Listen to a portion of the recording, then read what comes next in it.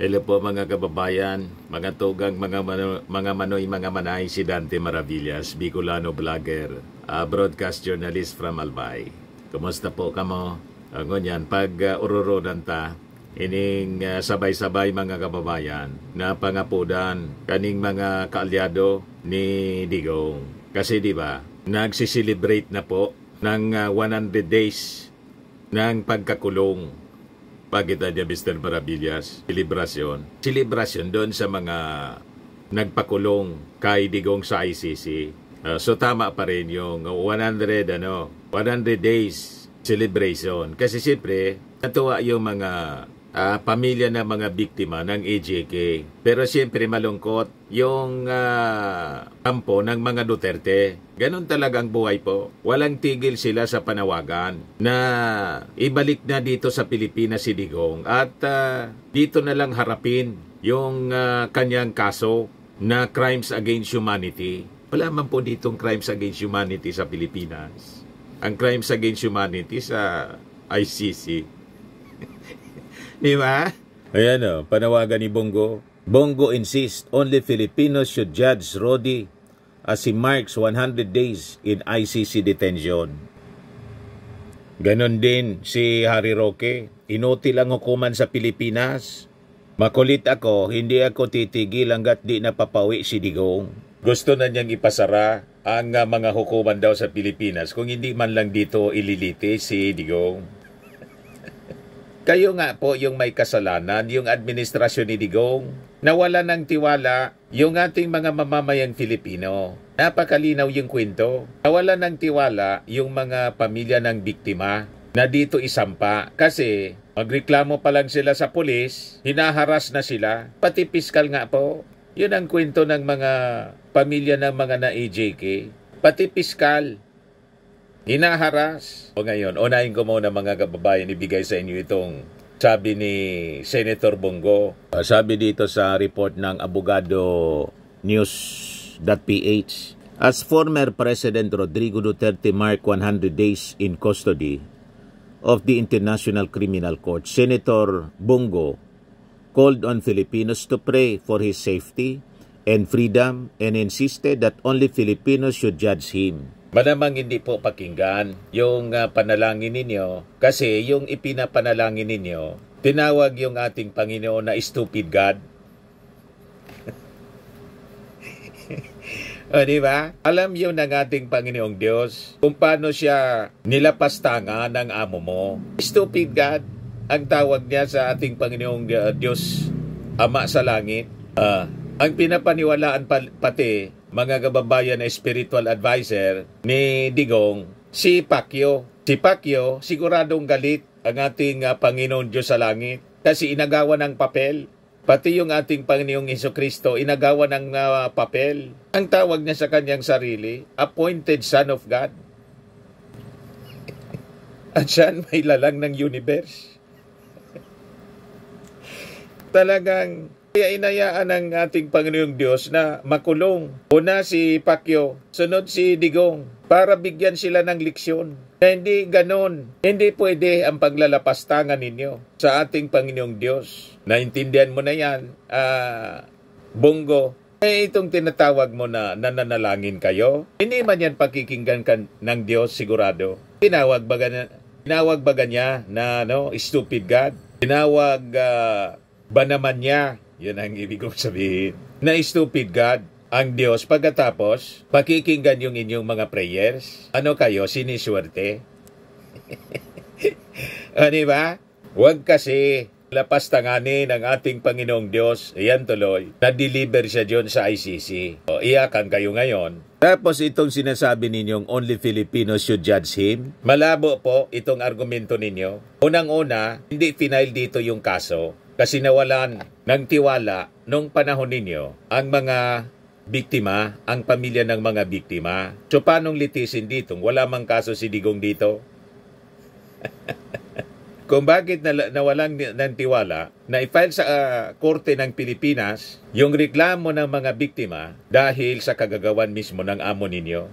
You see? At saka, ang patunay na mahirap ang hustisya pag ang involved Duterte na ma-serve para sa mga biktima. Bakit po? Tingnan ninyo yung impeachment case laban kay Sara Duterte. Anong ginawa ninyo sa Senado? O di ba? Umasta na kayo. Kayo yung senator judge. Nanumpa kayong senator judge. Kayo na yung defense lawyer ngayon. Lalo na si Bato. Nag-second demotion kayo. Pati si Alan Peter Cayetano. At bumoto 18 ng mga senador para ibalik sa Kongreso yung articles of impeachment. Doon pa lang po, nagpapakita na malabo na magkaroon ng hustisya pag ang nasasalang sa kaso Duterte. Kasi nandyan pa yung kanyang mga kakampi, pati sa Senado. You see? Hindi natin mabiblame. Yung mga pamilya ng biktima, pinal yung kaso sa ICC, imbes na sa Korte ng Pilipinas. Kitang-kita po ang ebidensya. Mahirap, malabo, makamit ang hustisya pag dito. Sa Senado nga po, hirap yung ating mga congressmen na masimulan. May pressure na galing sa publiko, pati sa ating mga congressmen. Tinasa na sa inyo yung bola. Anong ginawa? Drinibol ng Senado. Tapos nagmotion si Bato to dismiss. Ngayon, kahit ang konstitusyonal, pinalusot ni Chis Escudero. Nakita na ninyo? At sabi, sa latest na pronouncement ng impeachment court, spokesman na si Atty. Tongol, it is expected na may motion to dismiss na ipa-file yung defense lawyers ni Sara. You see? So talagang ayaw matuloy yung impeachment trial, yung unintention. Paano na? Yung nalunok na 125 million pesos na confidential funds. Nasaan ang hustisya rito? Pag ganyan ang galawan, pati ng Senado. Na yung Senado na dapat umakto na senator judge, umakto na. Inuna na yung defense lawyer. Umakto na silang mga abogado ni Sara. Kayo sa Senado. Tapos sasabihin mo dito sa 100 days na pagkakulong ni Tatay Digong mo, dapat dito nililiti sa Pilipinas. Malabo po na magkaustisya dito sa Pilipinas. Kasi hanggang ngayon, nandyan yung impluensya ni Digong. Yan sabi niya dito. Go said Duterte, who is facing charges of crimes against humanity over drug war killings, only did what was best for the Philippines and its people. Yun pala yung best. Ang hindi man lang bigyan ng pagkakataon na ma-defend yung kanilang sarili, patay agad, yun pala yung best. O di kung naniniwala kayo na yan ang best, ipaliwanag ninyo yung posisyon ninyo. May mga batikang abogado naman si Digong, ginawa ni Sara, si Atty. Kaufman. Di yun ang ilagay ninyong argumento, sabihin ninyong argumento doon. Kung paniwalaan kayo ng ICC judges, di fine. Makabalik dito si Digong. Pag hindi, di sorry, ginawa niya yon. And sabi naman niya po, handa siyang mabulok sa kulungan. So anong pinagmamaktol ninyo? Si Digong nga, yung amo ninyo, handang mabulok sa kulungan. Yan sabi niya rito. Ang mga kababayan lamang natin ang dapat tumusga kung naging maayos at epektibo ba ang kampanya laban sa iligal na droga. Kaya nananawagan po ako sa buong sambayanang Pilipino, ipagdasal po natin ang kalusugan, kaligtasan at kalayaan ni Tatay Digong. Huwag po tayong tumigil hanggat hindi siya nakakauwi. Yan ang kanyang post, mga kababayan. Sabi niya, at sa tingin ko, sa resulta pa lang ng nakarang eleksyon, hindi na natin maitatanggi, nagdesisyon na ang taong bayan. Davao man lang po yon, yung pagpanalo niya bilang mayor, hindi buong Pilipinas. Yung natukhang niya na AGK po, buong Pilipinas. At kahit pa, limbawa, ibinoto siya ng mga taga Davao na nalo, overwhelming decision. Hindi nangahulugan yung pagkakasala niya, nabura na dahil sa nanalo siya sa eleksyon. Hindi gano'n naman po ang hustisya. Walang ganon. Kapag nanalo ka na sa eleksyon, na-erase na ang krimen na yung nagawa. Wala man pong ganon po. Kahit sa banda ng mundo, walang ganong uri ng hustisya. Kapag ikaw ay kapatay ng napakarami, mandidato ka, tapos nanalo ka uli, bura na, erase na lahat yung iyong pagkakasala. Walang ganon. Kahit ka pa manalo, papanagatan mo yung krimen. Ganon yon. Halimbawa, hindi ka guilty sa krimen, ayun, acquittal. So you have to seek acquittal para sa iyong Tatay Digong. Yun ang dapat ginagawa ninyo. Hindi yung daldal kayo ng daldal. Magtestigo kayo. Mag-volunteer kayo as witness para lumakas ang kaso. ang defense ng inyong tatay. Kaya lang, kasama din kayo doon sa nasa lista. At malamang sa malamang, isusunod na kayo na isi-serve ng warrant of arrest ng Interpol na mula sa ICC. Ganon yun eh. Huwag ninyong sisihin yung administrasyong ito kasi walang kinalaman ang administrasyong ito sa kaso. Ang kasong yan, ang may gawa ng kaso po, kayo, yung tatay digong ninyo. Ang complainant, yung mga biktima ng war on drugs. Ang ating gobyerno, ang ating Pangulo, sumunod lang sa rule of law in obligations, international obligations, tulad ng ating obligation sa Interpol. Ngayon, wala sa kontrol ng ating Pangulo ang desisyon ng mga complainants. Pinili ng mga complainants na i-file sa ICC kasi nawala ng tiwala sa ating hustisya. Ang rason kung bakit nawala ng tiwala, kayo pa rin yung administrasyon ng tatay digong ninyo. Hindi nakita ng mga complainants na magkakahustisya. Kasi ang ebidensya na malakas pa rin hanggang ngayon ang impluensya ng tatay digong mo itong kay Sara Duterte'ng kaso sa impeachment. Pati kayo na mga senator judge, 18 kayo, ibinalik yung articles of impeachment sa Kongreso para makalusot si Sara. Ayan ang problema eh. Itong mga pinagagawa ninyo dyan sa Senado, imbis makatulong, nakamonitor yung ICC, hindi ito makakatulong sa kaso ni tatay digong ninyo kasi isipin, grabe pala niya. Talagang ma-influensya pa talaga niya yung mga Duterte sa Pilipinas. Pati yung Senado niya, tuta ni Digong, tuta ni Sara. Diba? Yan ang iisipin ng International Criminal Court judges. You just imagine niya yung mga senator judge nag-aktong defense lawyer na ng akusado. Tama po, mga kababayan, yung ating mga analysis. O ngayon, bumanat na naman po si Harry Roque. Gusto nang ipasara yung mga husgado daw dito sa Pilipinas. Yung mga hukuman dapat nang isara.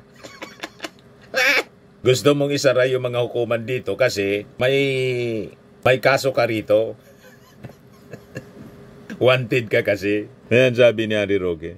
Inutil ang mga hukuman sa Pilipinas. Yan ang matapang na batikos ni dating presidential spokesperson Attorney Harry Roque. Galit siya kasi sa ICC nililiti si Digong. Imbes daw dito sa Pilipinas. Ayon kay Roque, kung hayaan ng pamalaan na dayuhang hukuman ang umawak ng kaso laban sa isang dating pinuno ng bansa, mas mabuti pang isara na lamang umano ang mga hukuman sa Pilipinas. Huwag kami, Attorney Harry Roque. Yan ang gusto mo na isara yung hukuman dito sa Pilipinas kasi may kaso ka rin dito. Pag sarado na, di lusot ka na. Ayan na. Mga kababayan, yung pagraran ni Harry Roque. Nalitisin ang tatay Digong sa mga krimen na di umano'y naganap sa bansa. Isara na natin ang Korte Suprema. Isara na natin ang lahat ng hukuman sa Pilipinas. Dahil ibig sabihin, inutil ang hukuman sa Pilipinas. Naintindihan nyo ba yun? Nagwawala na si Harry Roque. Sabi ko sa inyo mga kababayan, mga ilang weeks pa siguro, baka masiraan na ng bait ito si Harry Roque. Stress na siya sa mga trouble na napasukan niya. Wala man sa kanyang nagsabing pumasok siya sa gulo. Siya man lang ang wala mang nagsulsul sa kanya. Personal choice niya ang pumasok sa gulo. Pagkatapos ngayon, stress na.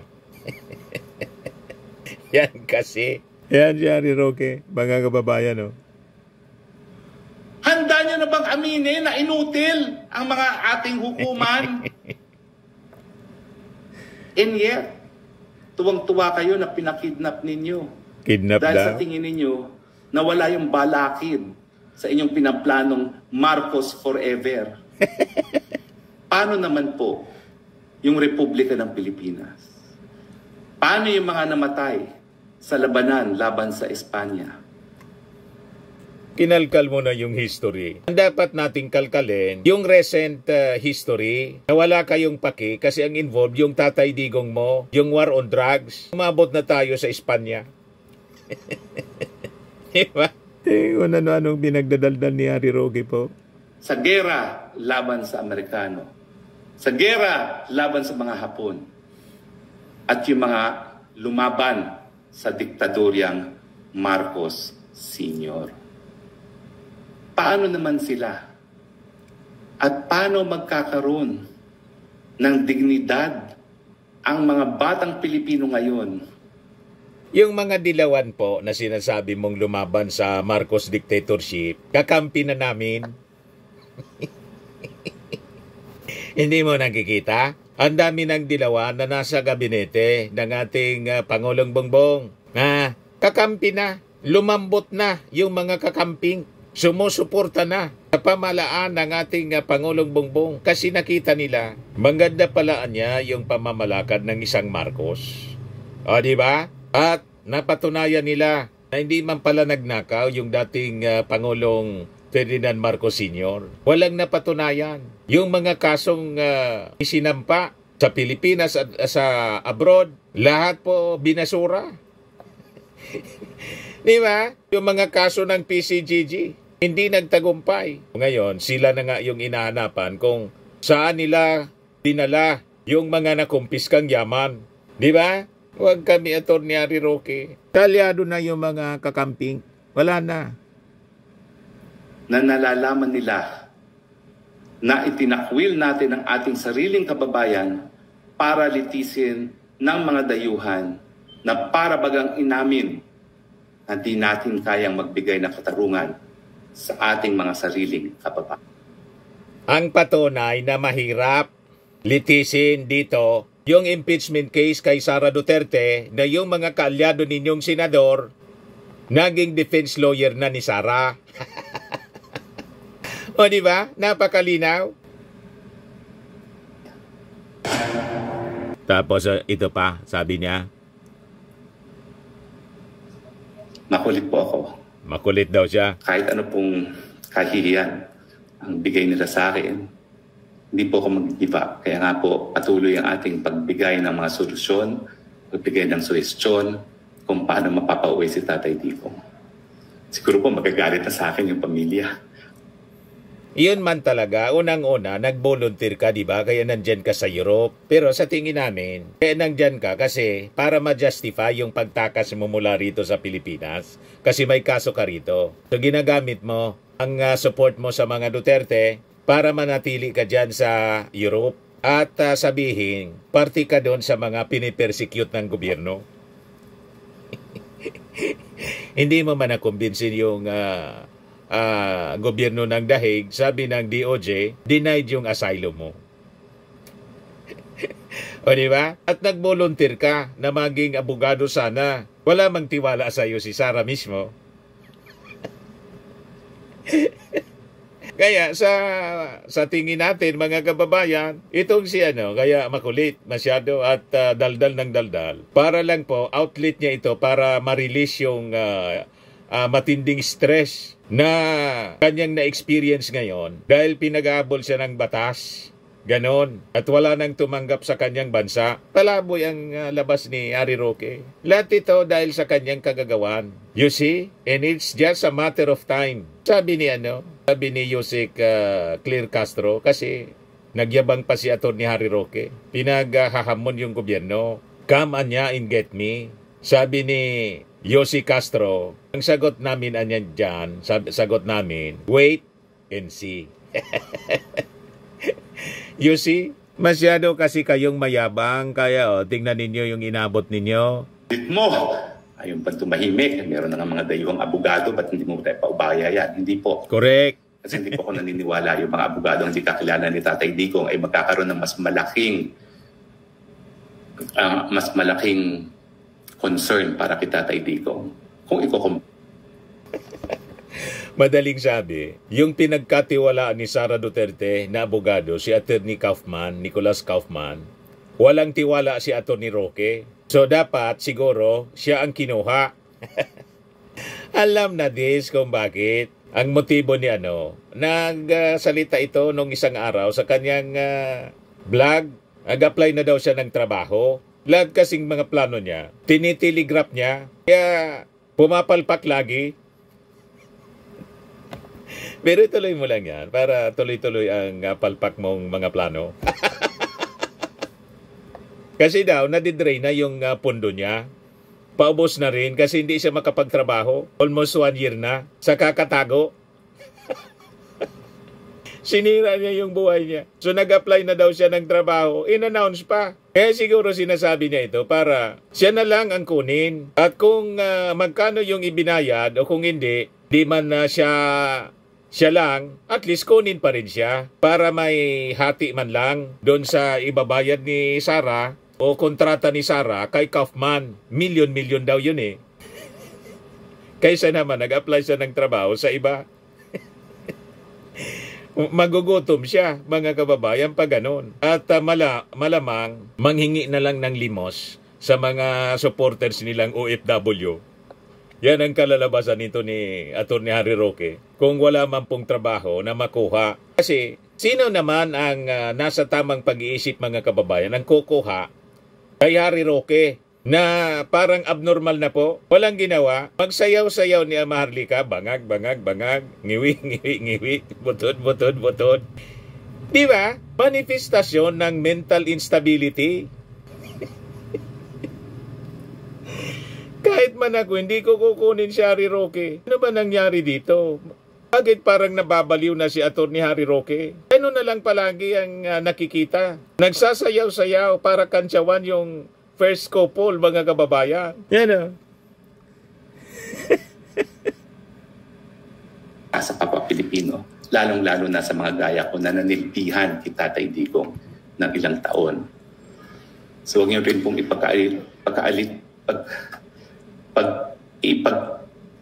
huwag niyo pong i-deprive din sa amin na magbigay ng suhestyon at posibleng mga solusyon.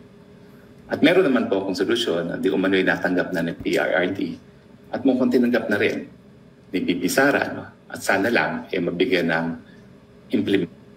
solusyon para sa problema ni dating Pangulong Digong. Ay binigay ka, solusyonan mo muna yung problema mo.